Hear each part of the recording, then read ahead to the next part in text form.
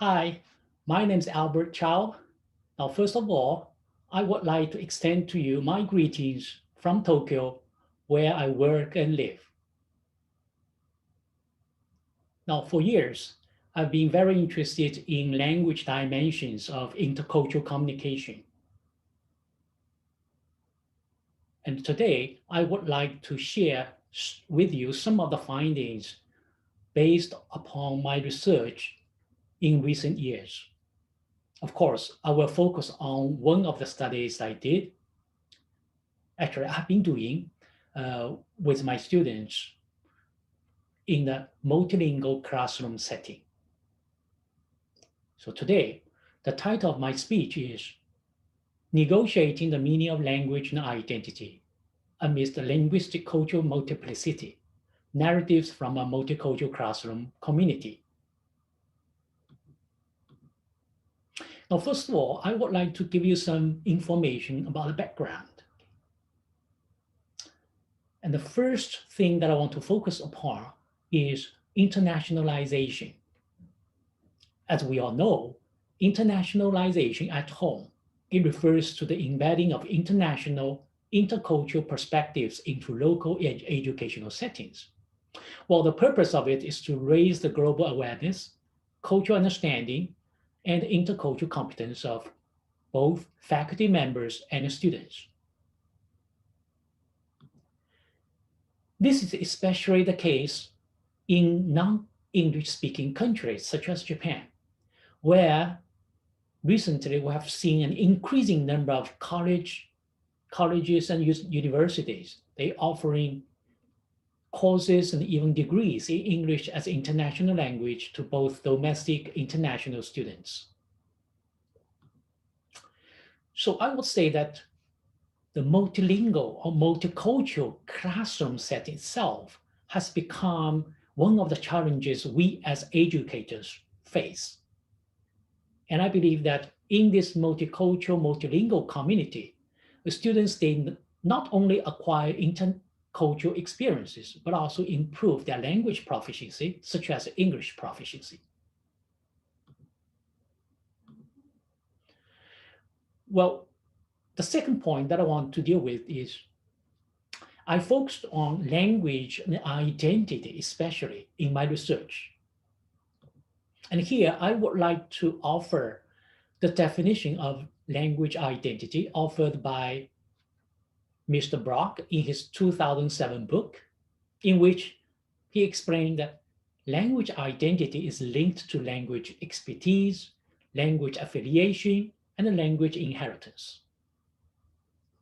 He further explains that second language identity is about not only the proficiency in that language, it is more about developing the identity in an additional language. Of course, as you know, that language and the culture, they are very much related. So I need to give you a definition of cultural identity. And in here, I would explain that cultural identity can be defined as our situated sense of self. And this situated sense of self has been very much shaped and influenced by our experiences. And these experiences are very cultural, very socially contextual. And I believe that this emotional significance that we attach to our sense of belonging, affiliation with larger culture, is something that we need to focus on. Now, I would like to put my inquiry in the context. Well, the study that I try to explain to and share some of the observations with you here. Actually, it was done in with a group of students in a junior level seminar course. And that course actually was on language and intercultural communication. So that was not a sort of language learning course. It was 16 weeks. It was a course with 16 weeks, 2 class meetings per week. Of course, it was a learning teaching experience in Japanese university where the language of daily life and the language of instruction is mainly Japanese, of course. But for this course, English was the media of instruction. And we have a student sort of community which was very much multilingual, multicultural. It was made of both Japanese domestic students and international students. Now, what's the purpose? Now, one of the purpose of my inquiry is to observe how productive and feasible a multilingual and multicultural learning environment with English as a language of instruction can be in terms of students' personal growth. And the students' personal growth in this observation is measured and analyzed in terms of how their sense of self has been constructed and reconstructed, and their intercultural sensitivity has been enhanced. Of course, my inquiry also aims to observe participants' motivation of an attitude towards language learning or using a specific language in general. And here, we put a bit of more emphasis on English.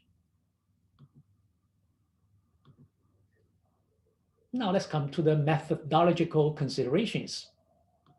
One of the considerations is critical reflection.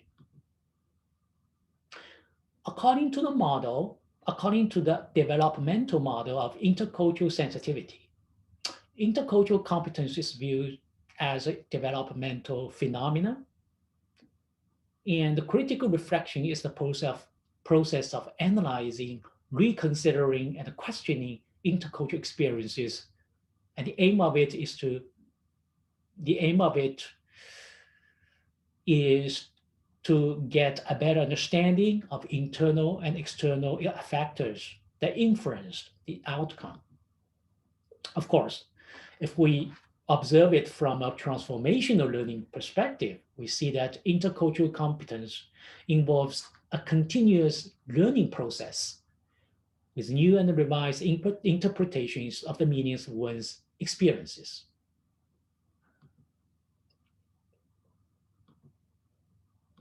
Now, another consideration here is narratives.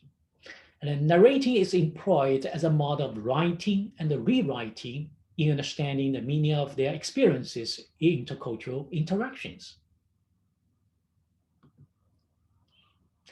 And the narrating, which means writing and rewriting of experiences, is viewed not only as a phenomenological discourse given to the recovery of deep structures of experiences present in consciousness, but also as a signifying practice, constituting and reconstituting texts of experiences. Now, data specifics. Well, it was very much a qualitative orientation inquiry.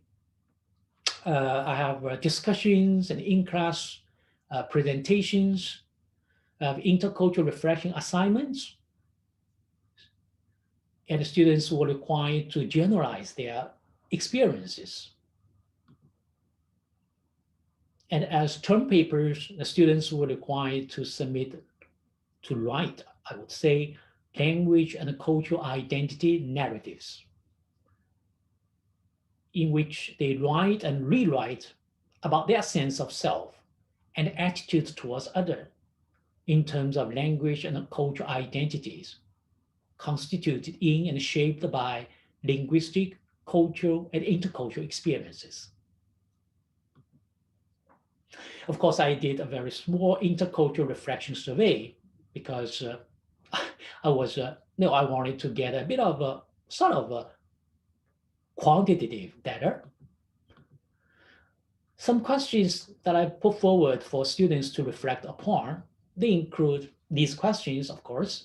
For instance, the first one, what experiences have you had that have impact on your sense of belonging to a particular linguistic cultural group? What is it to say, I'm a Japanese, I'm a Vietnamese? How has your own background influenced the way you express yourself, the way you think about and relate to people from other linguistic and cultural backgrounds? So we have all these questions that I've put forward for them to reflect upon. And these were very open questions, actually. Okay. And as regards the intercultural reflection survey, I wanted to get some personal background information from my participants. And I thought that would be helpful to me when I did analysis. And these are the items. For instance, number one, learning in a class with classmates from diverse linguistic cultural backgrounds has helped me to know more about different ways of thinking and ways of living around the world. So we have a strongly agree, not sure, disagree, strongly disagree.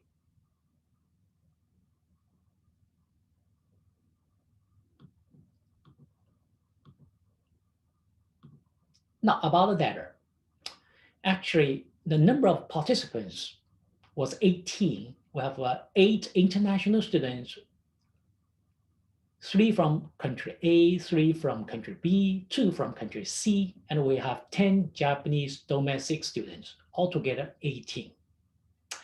All of my participants, they have been learning English for more than 10 years. And this is the list of their TOEIC score. TOEIC is very much like TOEFL, but TOEIC is a very popular sort of a standardized test in Japan. So these are the results from the survey. For instance, the first item, we have 14 students who strongly agree with number one, learning in the class with with classmates from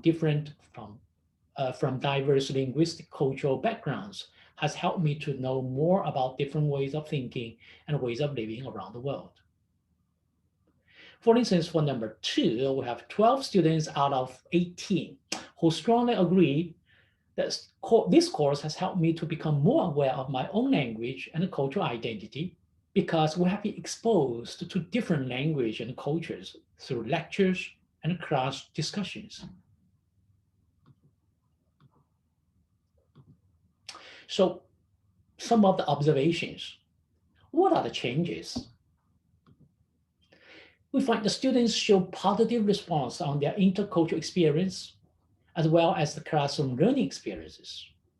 And these experiences have been constituted in a multilingual, multicultural setting.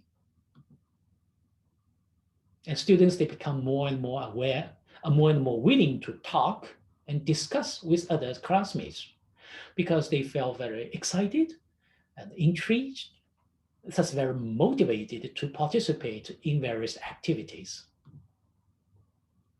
Although some students report they experience identity confusion to some extent before, many of them, they show a very positive attitude towards their mixed identities.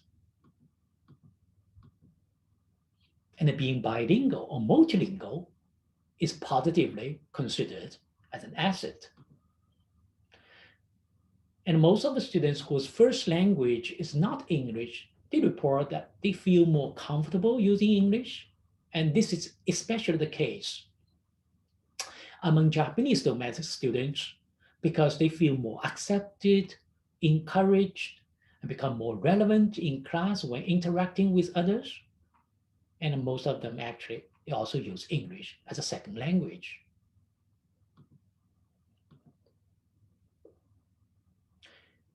What are the contributing factors?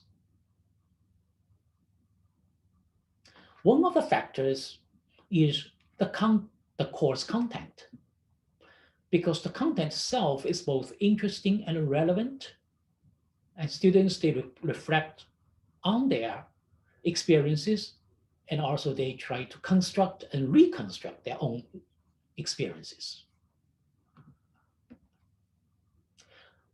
Well, another factor is the multicultural classroom community, because it serves as a restful and a very interactive space for our students to share and discover. The third factor, which is very much related to the second one, is the multilingual student body. Students, they were from different countries. They have their own, the first languages. They just differ in the degree of their second language, and here in English, of course. And this multilingual student body, it helps create a very easygoing, very easy, sort of a relaxing learning environment. The students, they feel more motivated to learn and to use English as well as other languages, such as Japanese.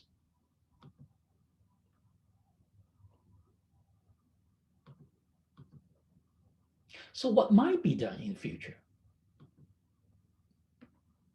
Well, I think that some of the studies can be done in the future. For instance, I didn't focus a lot on language improvement, language proficiency, well, simply because it was not a language learning course. But since English was used as the media of instruction, I would actually to employ writing measurement both at the beginning and end of the course in order to assess how writing skills has been improved.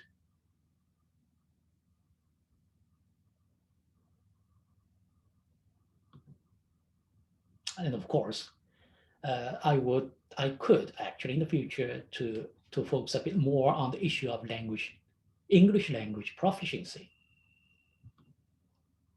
But here, I would like to share with you some of the narratives written by my students, by the participants in the study. And Maria, she was an exchange student from Spain. She narrates about her experiences in Japan in relation to language, culture, and context, in which she said, and I think this is particularly important in Japanese language and in all high context related languages. Japanese society is a society about reading between the lines, about knowing without saying. It's so different from the society I am inhabituated to. So that's the reason why I feel the need to learn. Kazuhisa was a student who was born to Japanese parents, but brought up in Mexico and then in Canada. He speaks of his experiences in relation to language and the cultural environment. He said, ambiguity is one of the biggest cause of misunderstandings between people from high context cultures and the people from low context cultures. He said, ambiguity causes confusion and misunderstandings. Towards the end of the course, he writes, during the group discussions, my Japanese group members seems to have expected me to know more about Japan. However, it turns out I'm always letting them down. I sometimes feel a bit of uneasy and uncertain as I wonder I'm one of them as Japanese people, having the Japanese face, but with little knowledge of the language. I'm a sort of neither nor or either or. I'm struggling. I was struggling. But at least I feel that we have the common language English, which puts us together. We have Akari-san, and she was a Japanese domestic student. She expresses her struggle studying in a second language during her study abroad program. And then towards the end of the course that in which I was with my student doing the research, she expresses her joy in participating in the group discussions. As she says, since all members try to speak clearly and help me, I felt being accepted by the group, and my writing in English has also improved. Well, this is just a list of references.